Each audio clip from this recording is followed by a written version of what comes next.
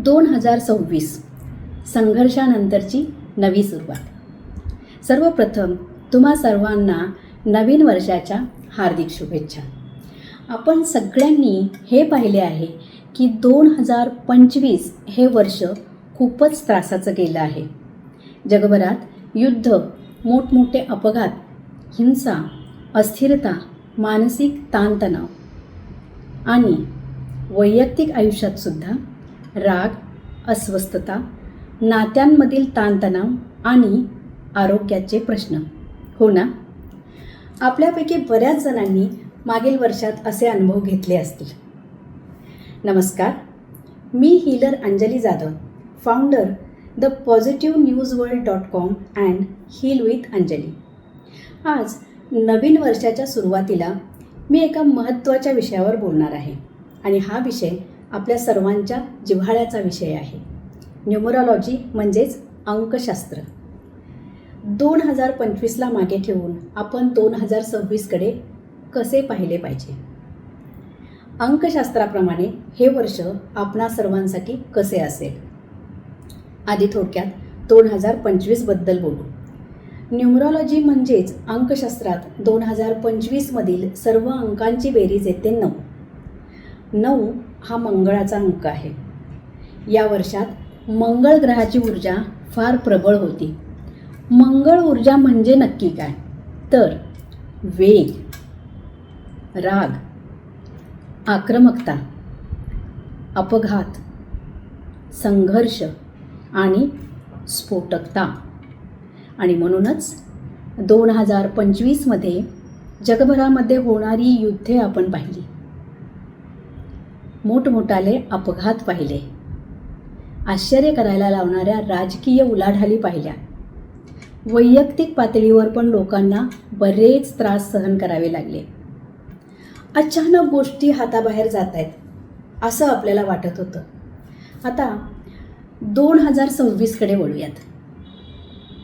तर 2026मधील सर्व अंकांची बेरीज येते 1, म्हणजेच 2 + 0 + 2 + 6 याची टोटल बेरीज येते 1. आणि अंक 1 म्हणजे कोणत्याही गोष्टीची सुरुवात. या अंकामध्ये सूर्याची ऊर्जा आहे. तर मंडळी, हा बदल फार महत्त्वाचा आहे. जर 2025ने आपल्याला वेग दाखवला असेल तर 2026 आपल्याला दिशा दाखवेल. 2026ची ऊर्जा सूर्याची ऊर्जा आहे. म्हणजे नक्की काय आहे?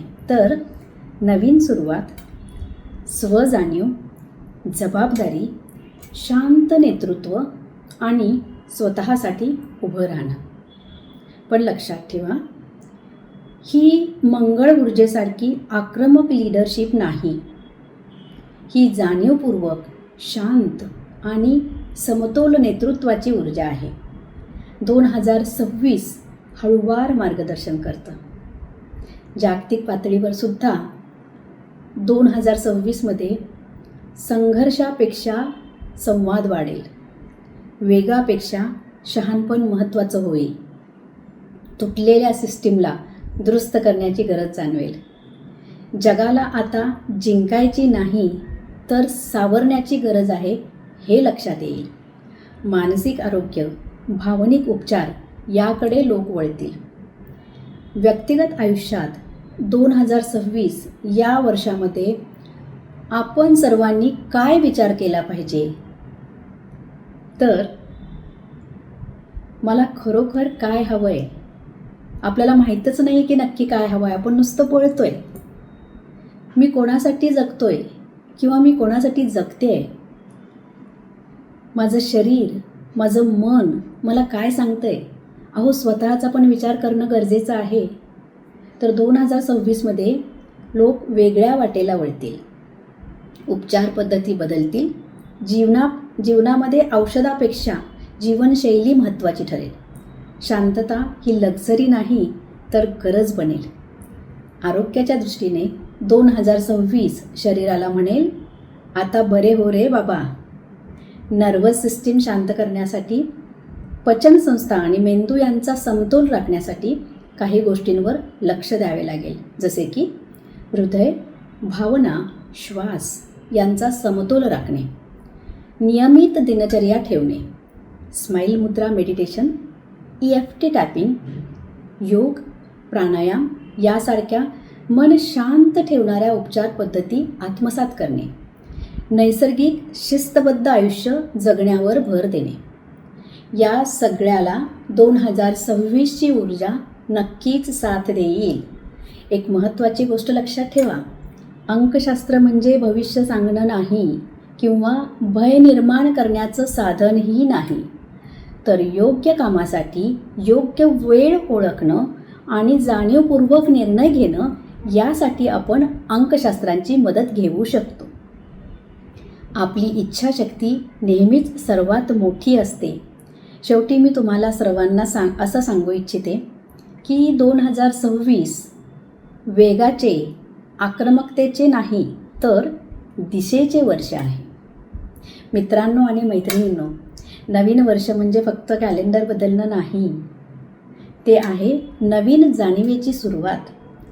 2026 आपल्याला असं सांगतं, शांत रहा, ऐका, समजून घ्या आणि मग पुढे पाऊल टाका.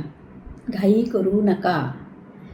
पुढच्या व्हिडिओमध्ये मी तुम्हाला तुमचा पर्सनल इयर नंबर कसा काढायचा हे सांगेन. त्यासाठी चॅनलला सबस्क्राईब करा आणि बेल आयकॉनला हिट करा, म्हणजे माझ्या नवीन व्हिडिओचे नोटिफिकेशन्स तुमच्यापर्यंत पोहोचतील. चॅनलला लाईक करा आणि शेअर करा.